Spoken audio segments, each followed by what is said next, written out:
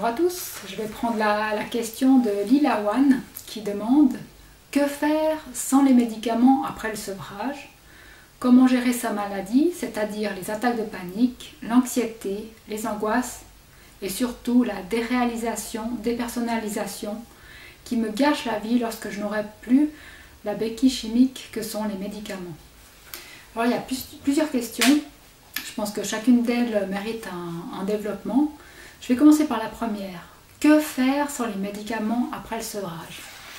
Ça, c'est une question importante à se poser parce que ça met le doigt sur notre rapport qu'on a avec la médication. Si on sent qu'on va être complètement désarmé sans les médicaments, ça peut poser problème. Ça veut dire qu'on a mis toute notre puissance, nos capacités, nos ressources dans ces médicaments, dans cette substance chimique extérieure. Et là, il faudrait arriver à remettre toute la puissance, les ressources en nous. On a ces ressources. Donc après la médication, après le sevrage, comment gérer sans cette béquille chimique? En faisant appel à ses propres ressources. Donc ça, c'est la première question. C'est quelque chose qu'on peut travailler, se dire, voilà, j'ai mis tous mes problèmes, je les ai remis aux médicaments. À une période de ma vie, j'ai décidé que c'était les médicaments qui allaient pouvoir gérer pour moi tous mes problèmes. Ici, tu parles d'attaque de panique, d'anxiété, tu avais remis la gestion de ces problèmes à un médicament. Après le sevrage, le médicament ne sera plus là, donc qui c'est qui va gérer les problèmes? C'est plus le médicament, c'est toi. Et c'est possible.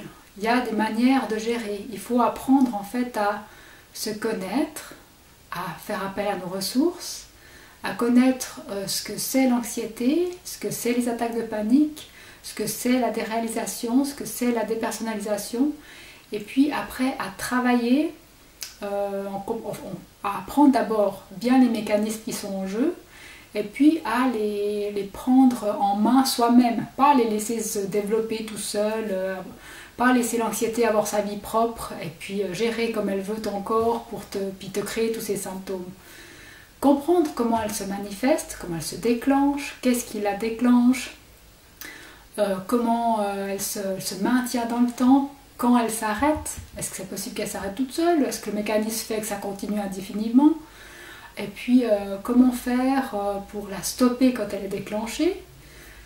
Donc voilà, c'est pour cette première question, que faire sans les médicaments après le sevrage? C'est pour moi, ma réponse c'est reprendre la pleine possession de ses moyens et de son propre pouvoir et de sa capacité à gérer, c'est-à-dire à faire appel à ses propres ressources, apprendre à faire appel à ses propres ressources et pour pouvoir le mieux possible utiliser ces ressources, c'est comprendre sur quoi on va les utiliser.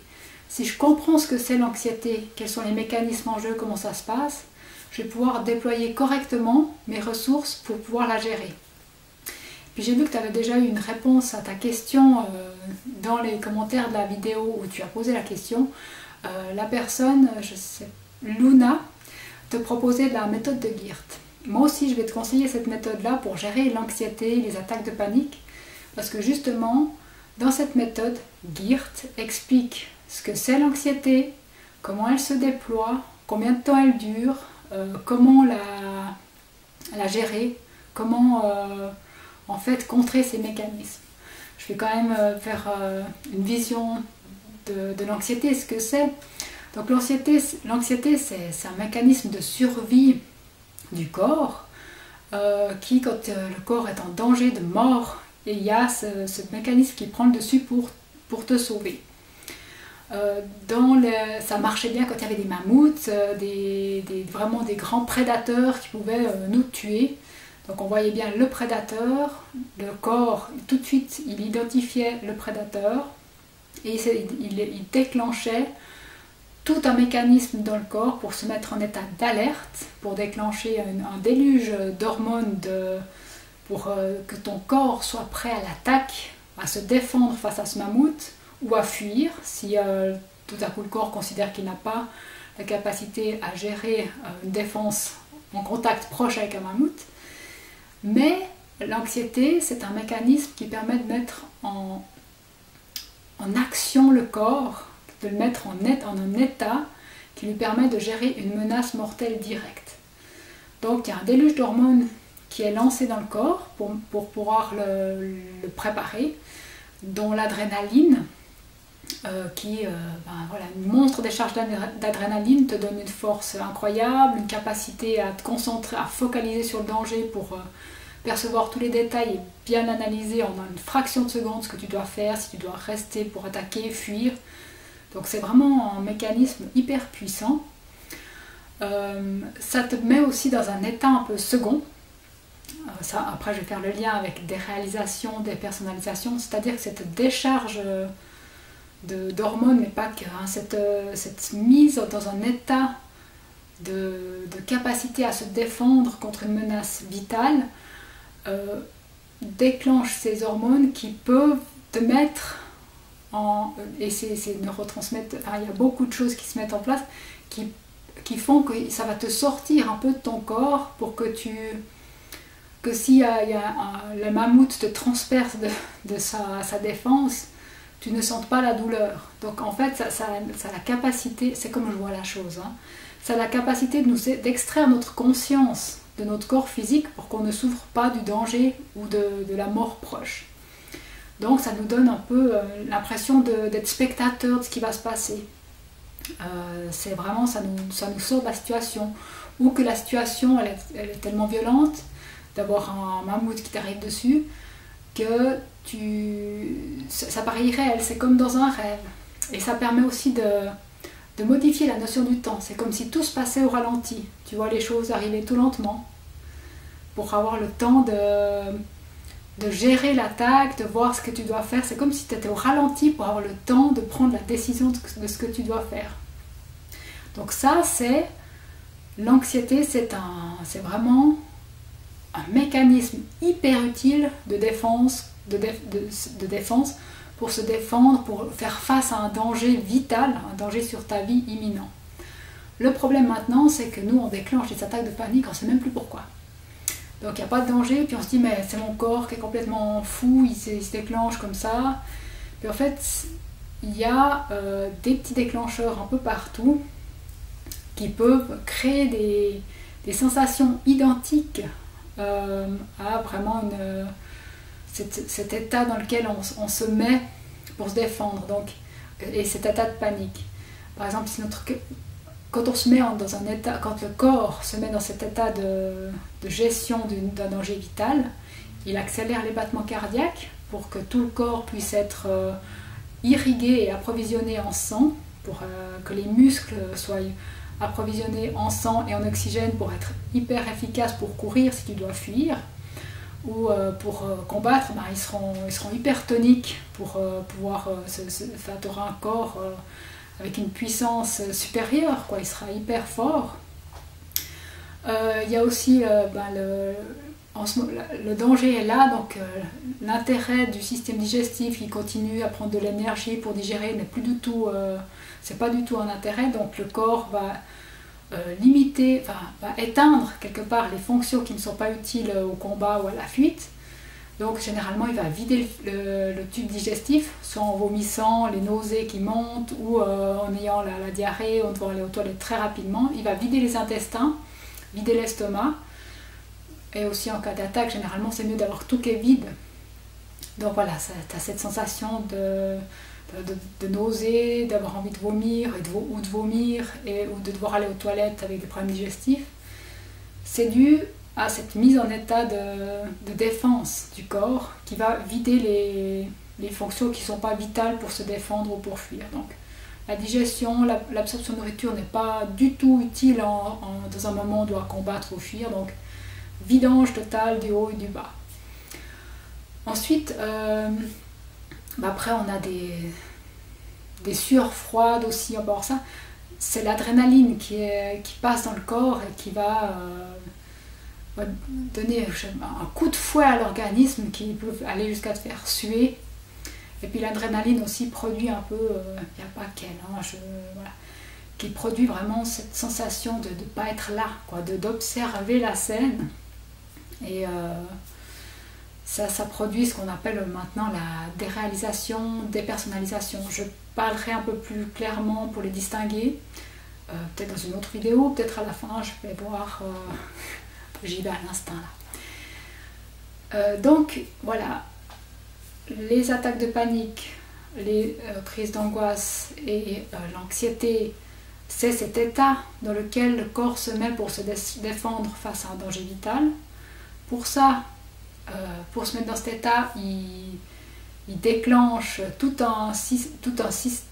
les systèmes sont mis dans un état qui permet de se défendre, donc accélération du souffle, du système circulatoire pour oxygéner les muscles, pour les préparer au combat ou à la fuite, vidange du système digestif parce qu'il n'a pas besoin, et aussi après il y a acuité visuelle, focalisation de l'attention, c'est comme si on avait une hyper perception de tout ce qui se passe à ce moment-là pour bien analyser vraiment cette situation de danger.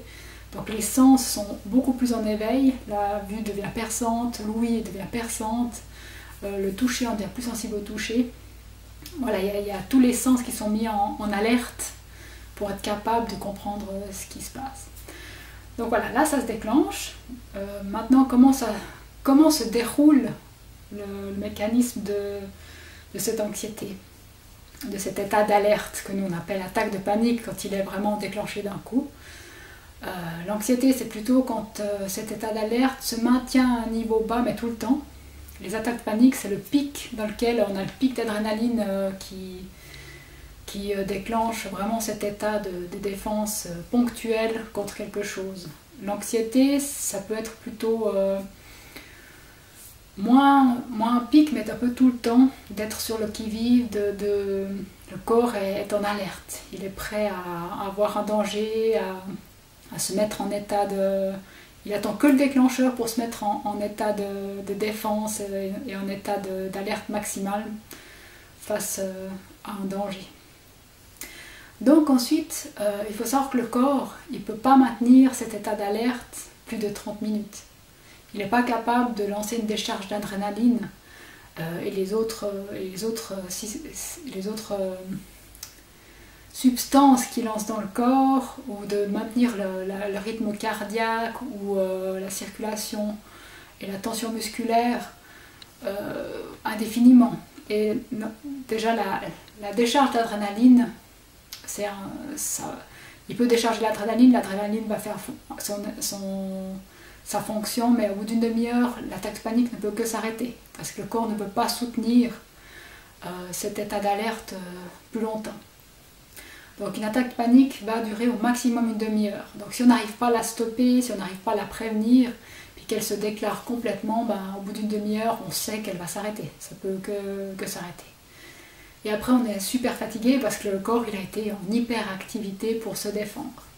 Mais voilà, le mécanisme veut que physiologiquement, au bout d'une demi-heure, ça peut que s'arrêter. Donc elle ne peut pas se maintenir non-stop tout le temps. Après, il faut du temps au corps pour se recharger, je dirais, pour recharger ses batteries, pour se remettre à niveau sur ses systèmes.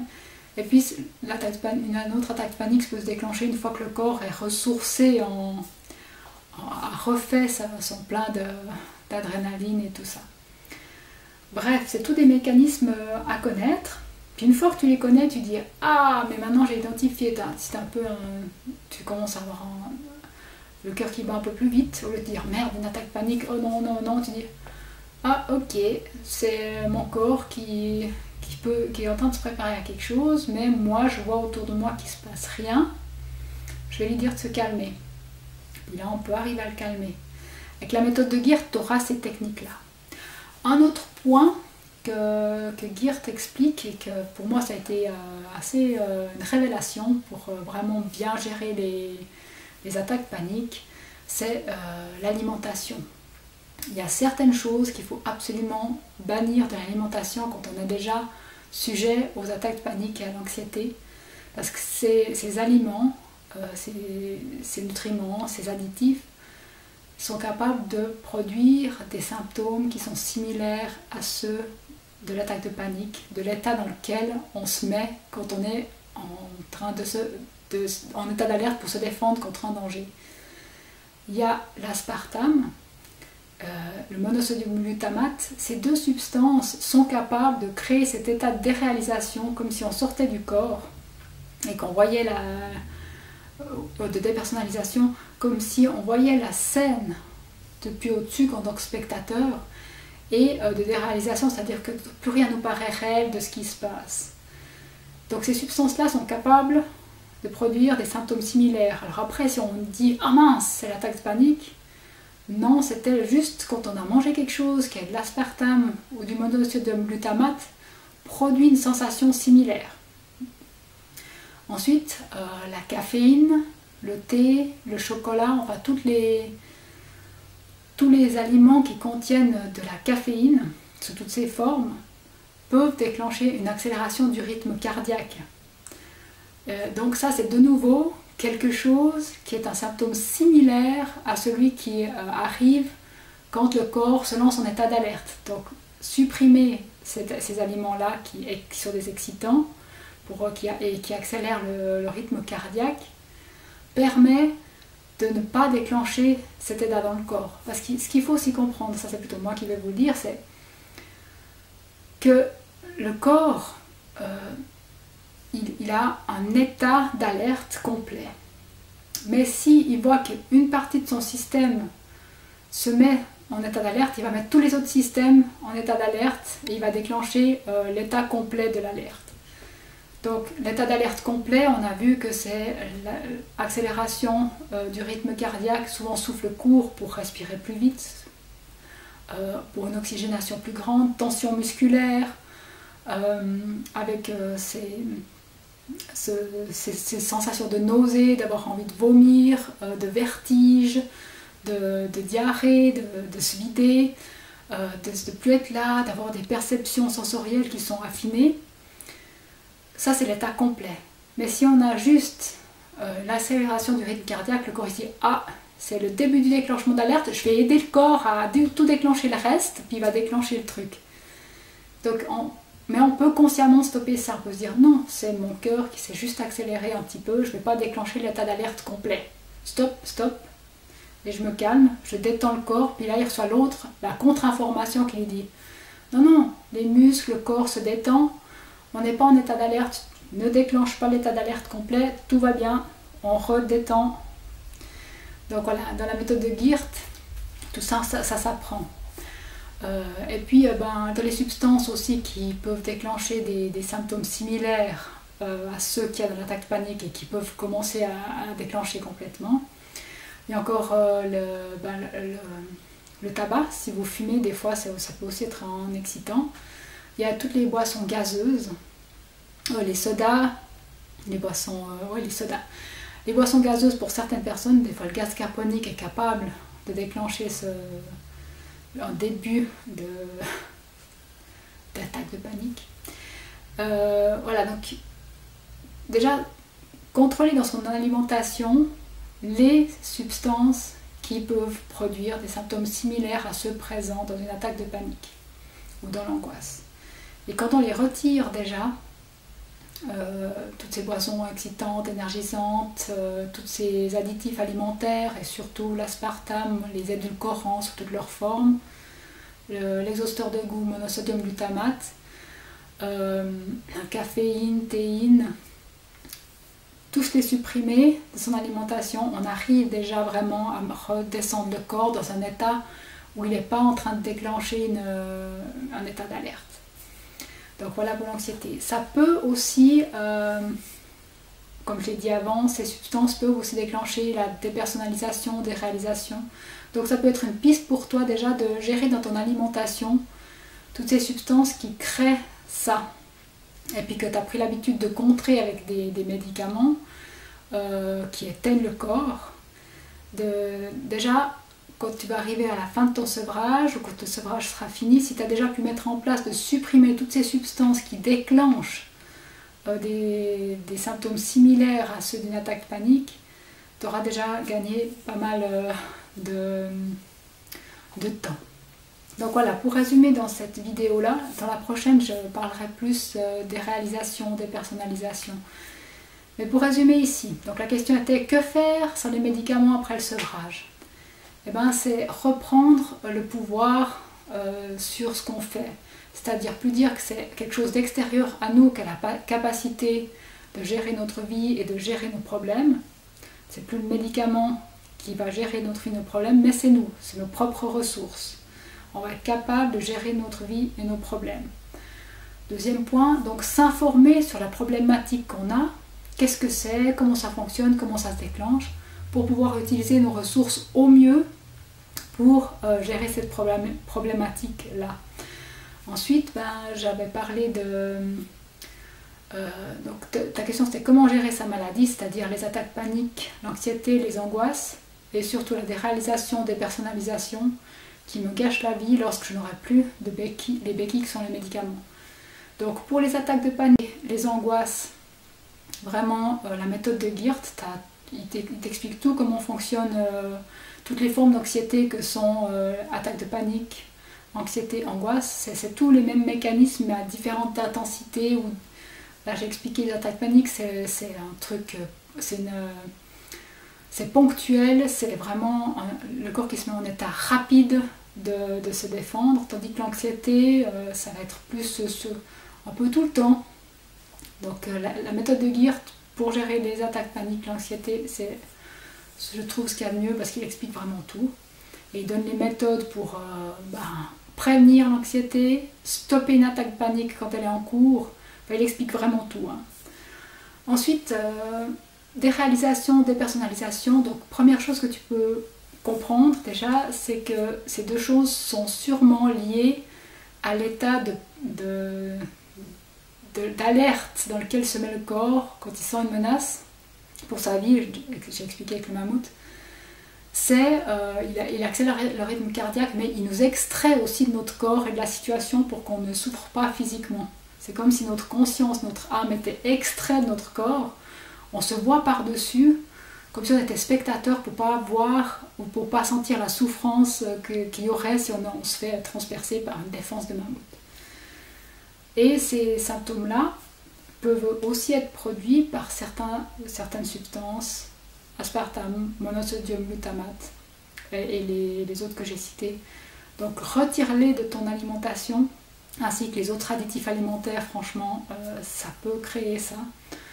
Et tu auras déjà un moyen de, en guillemets, attaquer la déréalisation et dépersonnalisation.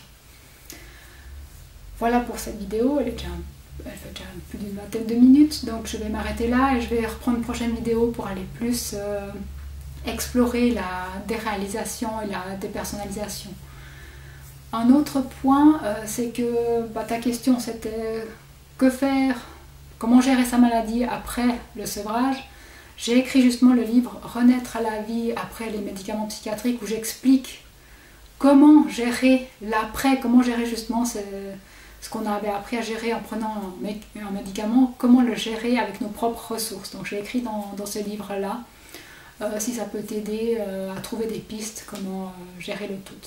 Et je parle effectivement que la méthode de Geert pour l'anxiété, c'est vraiment une bonne méthode qui permet de cerner le problème et d'y apporter une réponse très concrète et très efficace si on s'investit dans le programme qu'il propose de mettre en place. Voilà, à la prochaine vidéo pour la suite de la réponse à ta question. À bientôt!